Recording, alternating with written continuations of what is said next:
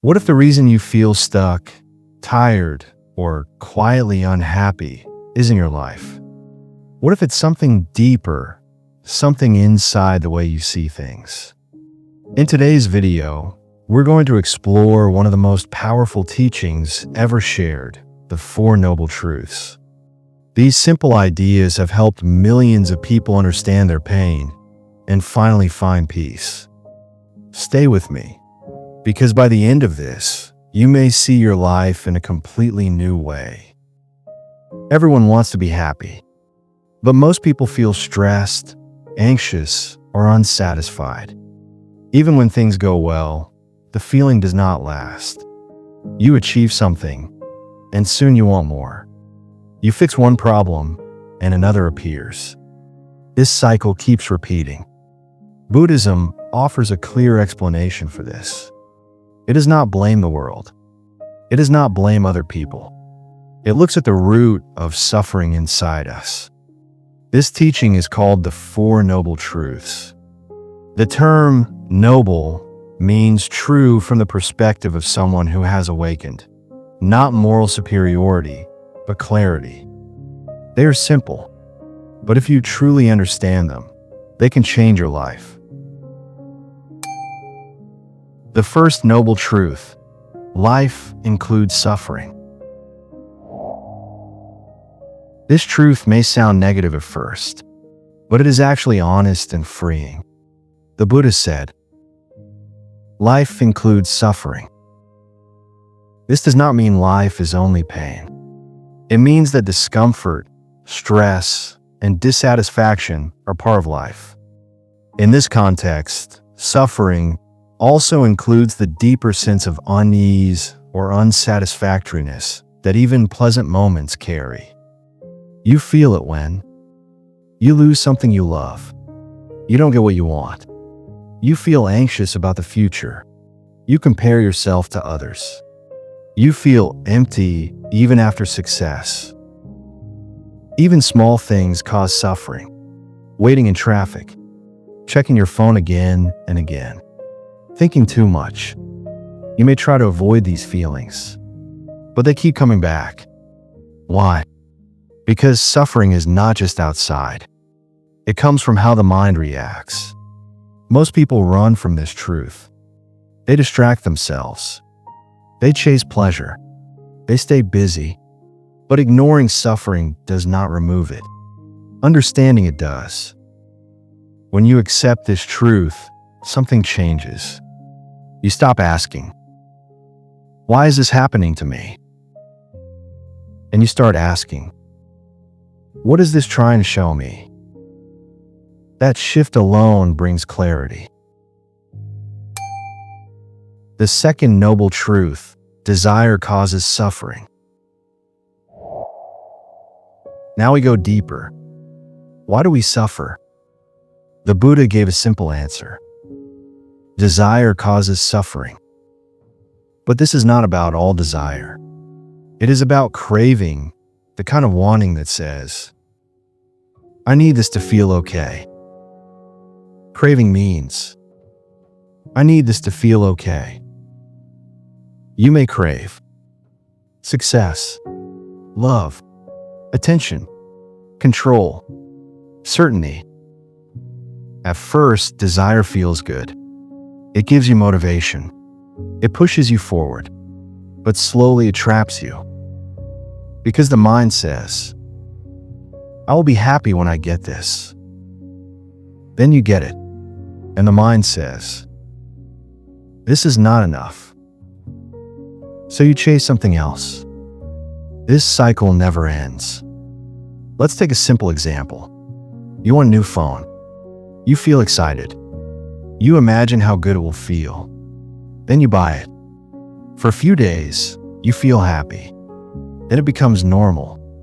Now you want something new again. The problem is not the phone. The problem is the attachment. The belief that something outside will complete you. This also applies to relationships. You may think, "If this person loves me, I will feel whole." But no person can carry that weight. So disappointment comes. Craving also creates fear. Fear of losing. Fear of change. Fear of not being enough. So suffering grows.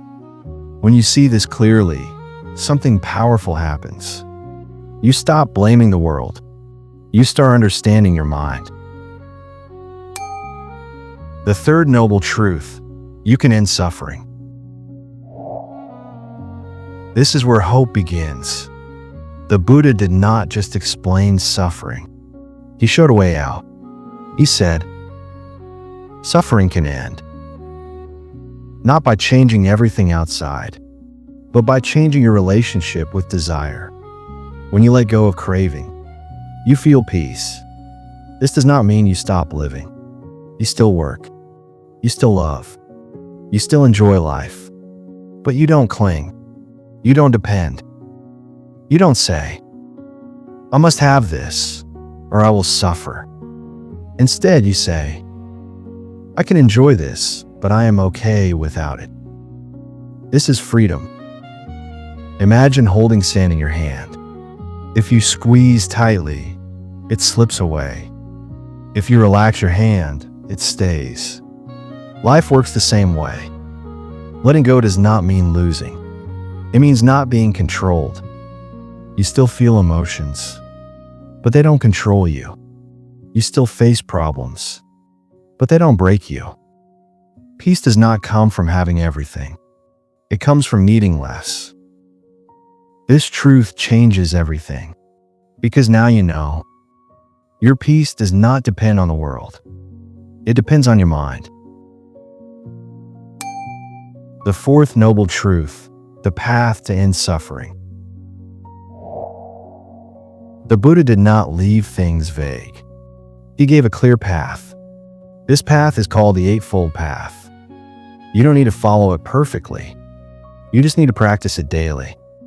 In the original teaching, this path is also called the middle way, avoiding both self-indulgence and extreme self-punishment.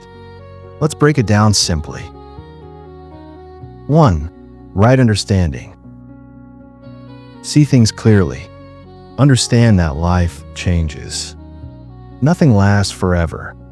When you accept this, you suffer less. This is the wisdom that underlies the whole path, the clear seeing of how things really are. 2. Right intention. Choose kindness. Choose letting go. Instead of acting from anger or greed, act from awareness. Right intention also includes the wish to release yourself and others from suffering, not just from your own comfort. 3. Right speech. Speak truth. Avoid harsh words. Words shape your life more than you think. The Buddha also linked this to avoiding gossip and harmful speech that divides people. 4. Right action. Do what is right. Avoid harming others. Live in a way that brings peace to you and those around you. This traditionally includes not taking life, not stealing, and not exploiting others sexually. 5. Right livelihood. Choose work that does not harm others. Your work affects your mind. Traditional interpretations include avoiding trades rooted in deception, harm, or exploitation. 6. Right effort. Train your mind. Let go of negative habits. Build positive ones. This is daily work. Right effort is about consciously nurturing wholesome qualities like kindness and patience, while gently letting go of greed, hatred, and delusion. 7. Right mindfulness. Be present. Notice your thoughts. Notice your emotions. Don't react immediately. Just observe. This creates space inside you. Mindfulness is not just being in the moment. It's remembering to stay aware of body, feelings, mind, and mental objects without getting lost in them. 8. Right concentration. Focus your mind. Practice meditation. Even a few minutes a day can change how you feel. In the Eightfold Path, This specifically points to developing deep, steady states of concentration that support insight, not just relaxation. This path is not about perfection. It is about progress. Small steps, repeated daily. How this transforms your life. Now let's bring this into real life. Because understanding is not enough. You must apply it. You stop chasing constant happiness. You realize that happiness comes and goes. So you stop forcing it. You become calm instead. You also begin to see that even pleasant experiences are impermanent, which paradoxically makes them more precious, not less. You handle stress better. You still face problems, but you don't panic. You don't overthink. You respond with clarity. Recognizing stress as a form of dukkha and its roots in craving and aversion helps you respond instead of reacting blindly. You improve your relationships. You stop expecting others to complete you. You give more. You control less. This creates deeper connections. You also learn to respond with right intention, bringing kindness, not blame, into your relationships. You feel more present. You enjoy simple moments. A walk, a meal, a conversation. Life slows down in a good way. Mindfulness, when practiced regularly, trains the mind to notice what's happening now, not just what could go wrong. You become mentally strong. Pain still comes, but it does not break you, because you understand it.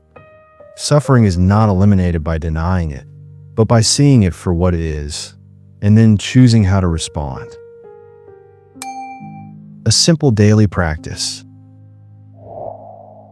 Let's make this practical. Start with this. Sit quietly for 5 minutes. Focus on your breath. Notice your thoughts. Don't fight them. Let them pass. This is a basic form of mindfulness meditation, which the Buddha taught to calm the mind and see its patterns clearly. Then ask yourself, what am I holding too tightly? This question alone can change your day. Because the Buddha's teaching is not abstract. It's meant to be tested in your own experience, moment by moment. One simple truth to carry with you. Suffering does not come from life itself. It comes from how we hold on to things. When you learn to let go, even a little, peace begins. The Four Noble Truths are not just ideas. They are a way of seeing life. At first, they may feel simple, but if you practice them, they go deep. You start to see your patterns. You understand your reactions. You feel less trapped. And slowly, your suffering reduces. Not because life becomes perfect, but because your mind becomes free. Conclusion. The Four Noble Truths are not just ideas. They are a way of seeing life. They form the very heart of the Buddha's teachings more than 2,500 years ago, and they are still used today to guide people out of suffering. At first, they may feel simple, but if you practice them, they go deep. You start to see your patterns. You understand your reactions. You feel less trapped. And slowly, your suffering reduces. Not because life becomes perfect, but because your mind becomes free. Thank you for watching Buddha Ripple. If this helped you see things a little more clearly, take a moment. Like this video. Share your thoughts in the comments. I'd love to hear what stood out to you. And if you want more simple, powerful wisdom like this, make sure you subscribe to Buddha Ripple. There's so much more to explore, and every step can bring you closer to peace. I'll see you in the next video. Keep in mind, the less you cling to what you cannot control, the more peace you find in what you can.